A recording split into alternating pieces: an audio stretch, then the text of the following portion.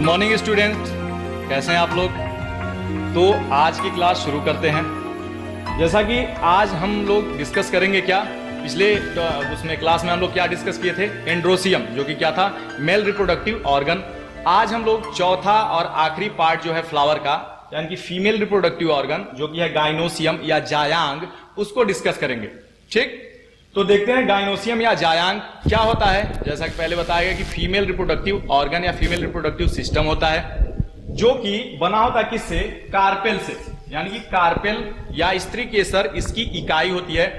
एक नाम और लिख लीजिएगा, इसको पिस्टिल भी कहते हैं।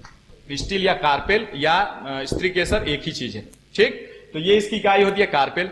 अब प्रत्येक कार्पेल 3 भागों से मिलकर बना होता है। प्रत्येक कार्पेल में सामान्यतः 3 भाग मिलते हैं, देखने को मिलते हैं। पहला क्या है, स्टिग्मा, दूसरा स्टाइल और तीसरा है ओवेरी। हिंदी हो जाएगा स्टिग्मा वर्तिकाग्र, स्टाइल वर्तिका और ओवेरी अंडाशय।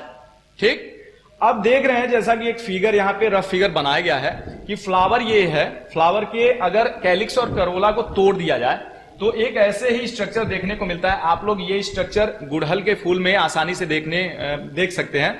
आप अपने घर पे गुड़हल का एक फूल लीजिएगा, उसके कैलिक्स को और करोला को हटा दीजिएगा, यानी कि फर्स्ट एंड सेकेंड जो रिंग है उसको हटा दीजिएगा, तो ये संरचना आपको बखूबी दिखेगी वहां। ठीक, तो अब देखिए क्या है कि सबसे ऊपर की तरफ जो इसका कार्पेल का जो सबसे ऊपरी भाग होता है वो थोड़ा चपटा होता है, उसी को क्या कहते हैं, स्टिग्मा या वर्तिकाग्र कहते हैं।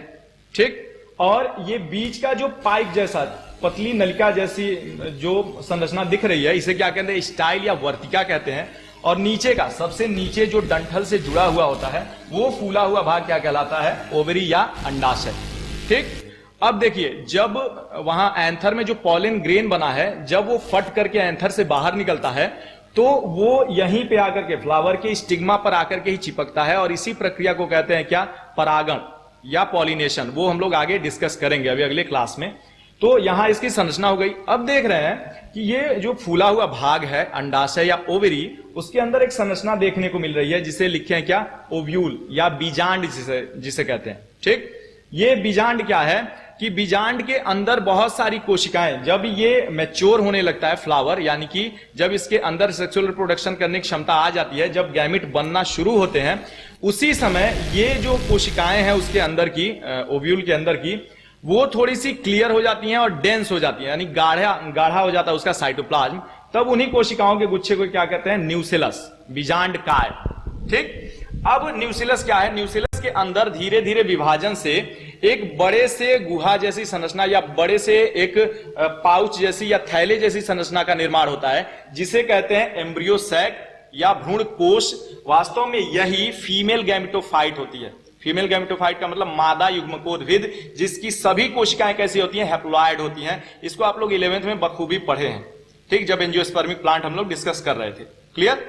अब क्या है कि ये एम्ब्रियो सैक के अंदर यहां लिखा गया कैसी संरचना होती है कि 8 nucleated and 7 sailed structure, 8 nucleus वाली और 7 कोशिकाओं वाली ये संरचना होती है, जो है कि एम्ब्रियो सैक। तो इससे पहले एम्ब्रियो सैक की संरचना को हम समझें, उसके पहले थोड़ा सा हम लोग आउटलुक देख लेते हैं किसका, ओव्यूल का। एक रफ फिगर देख लीजिए आप लोग कि ओव्यूल वास्तव में होता कैसे है। तो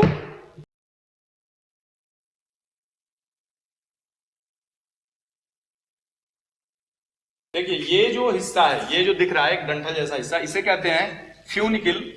वास्तव में इसी से ये फ्लावर के निचले हिस्से से जुड़ा होता है, या कह सकते हैं कि ओवरी के निचले हिस्से से जुड़ा होता है।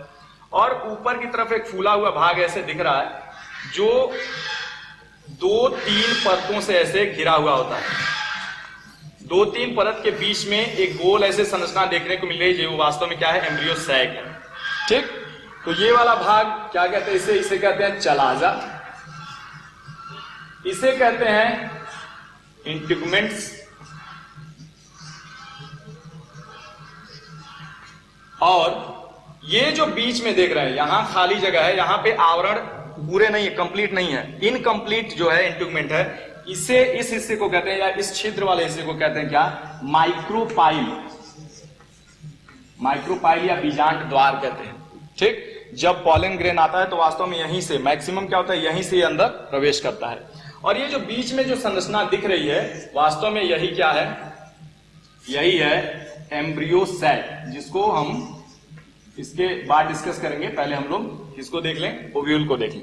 ठीक, तो ये जो डंठल जैसी संरचना है जो ओवेरी के निचले हिस्से से जुड़ी होती है उसे क्या कहते हैं, फ्यूनिकिल।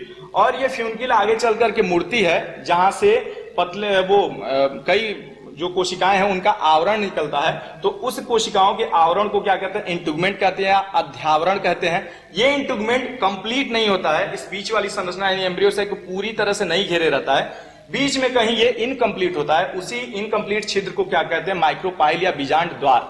ठीक, और ये इंटुगमेंट जहां से निकलता है उसी भाग को क्या कहते हैं, चलाजा।